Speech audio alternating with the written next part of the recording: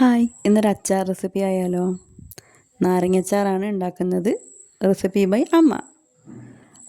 അപ്പോൾ ഒരു പാൻ അടുപ്പത്ത് വെച്ച് അത് ചൂടാകുമ്പോഴേക്ക് ആവശ്യത്തിന് നല്ലെണ്ണ ഒഴിച്ച് കടുക് ഇട്ട് അത് പൊട്ടി വരുമ്പോൾ നമുക്കൊരു 3-4 വറ്റൽമുളക് പൊട്ടിച്ചിട്ട് കൊടുക്കാം. ഒന്ന് മൂത്തതിന് ശേഷം അതിലേക്ക് കുറച്ച് കറിവേപ്പിൻ്റെ ഇല, പിന്നെ പച്ചമുളക്, പിന്നെ അതിലേക്ക് അരിഞ്ഞു വെച്ച ഇഞ്ചി, പിന്നെ വെളുത്തുള്ളി ഇട്ട് നന്നായി ഒന്ന് വഴറ്റിയെടുക്കണം. അതൊരു ചെറിയൊരു ബ്രൗൺ നിറമായി വരണം. അതൊരു വഴറ്റിയാൽ മതി. ഇനി ഒരു പാത്രത്തിലേക്ക് എരിവുള്ള സാധാരണ മുളക് പൊടി ഒരു 4-5 സ്പൂണും, അത് എരിവിനനുസരിച്ച്, പിന്നെ ഒരു 2-3 സ്പൂണ് കാശ്മീരി മുളക് പൊടി ഇടുക. ഇനി നമ്മൾ നേരത്തെ വഴറ്റിയതല്ലേ പച്ചമുളക്, ഇഞ്ചിയും വെളുത്തുള്ളിയൊക്കെ, അതിൻ്റെ തീ ഓഫാക്കിയിട്ട് ആ പാത്രം കൊണ്ട് മാറ്റി വെച്ച് നമ്മൾ എന്നിട്ട് അതിലേക്ക് വേണം ഈ മുളക് പൊടി ഇടാൻ. എന്നിട്ട് ഈ മുളക് പൊടി ഇട്ട് നന്നായി ഒന്ന് മിക്സ് ചെയ്തെടുക്കണം.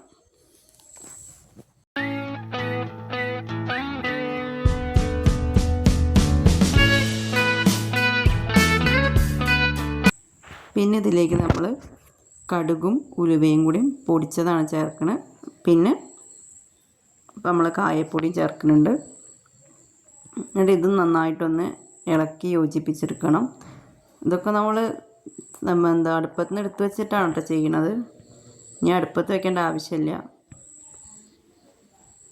എന്നിട്ട് അതിലേക്ക് ആവശ്യത്തിന് നമ്മൾ വിനാഗിരി ഒഴിച്ചു കൊടുത്ത് അത് നന്നായിട്ടൊന്ന് യോജിപ്പിച്ചതിന് ശേഷം അമ്മ 2-3-4 ദിവസം മുന്നേ നാരങ്ങ ഉപ്പും ഇട്ട് ചെറിയ കഷ്ണങ്ങളൊക്കെ അരിഞ്ഞിട്ട് ഉപ്പിലിട്ട് വെച്ചിട്ടുണ്ടായിരുന്നു. ഇനി ആ നാരങ്ങയാണ് നമ്മൾ ഈ മിക്സിലേക്ക് ഇടേണ്ടത്. അപ്പോൾ അതിൽ അത്യാവശ്യം ഉപ്പൊക്കെ പിടിച്ചിട്ടുണ്ടാവും.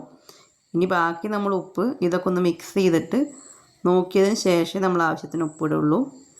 അപ്പോൾ ഇതെല്ലാതും ഒന്ന് അതിലേക്കിട്ട് നന്നായി ഒന്ന് ഇളക്കി യോജിപ്പിച്ചെടുക്കണം.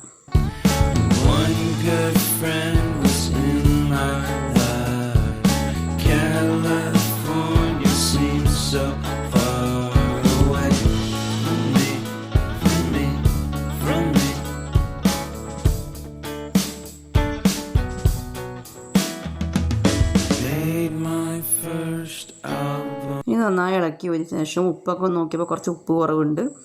അപ്പോൾ അതിലേക്ക് ആവശ്യത്തിനായിട്ടുള്ള ഉപ്പ് അമ്മ ഇട്ട് കൊടുത്തു.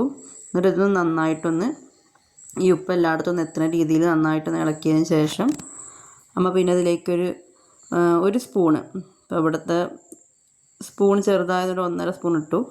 1 ടേബിൾ സ്പൂണാണ് നമ്മൾ പഞ്ചസാര ഇടേണ്ടത് കേട്ടോ. ഇനി നന്നായിട്ട് മിക്സ് ചെയ്ത് യോജിപ്പിച്ചെടുക്കുക. ഇനി ഇത് നമുക്കൊരു ഗ്ലാസ് കണ്ടെയ്നറിലേക്ക് മാറ്റാം. എപ്പോഴും നമ്മൾ അച്ചാർ ഇടാനൊരു ഗ്ലാസ് കണ്ടെയ്നർ ഉപയോഗിക്കുന്നതാണ് നല്ലത്. അങ്ങനെയുമ്പോൾ അച്ചാർ കുറച്ചധികം ദിവസം കേട് വരാതിരിക്കാൻ പറ്റും. അങ്ങനെ നമ്മൾ അച്ചാർ ഇവിടെ റെഡി ആയിരിക്കുകയാണ്.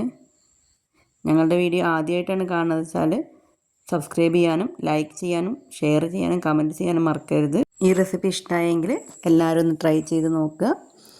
അപ്പോൾ thank you. Have A nice day.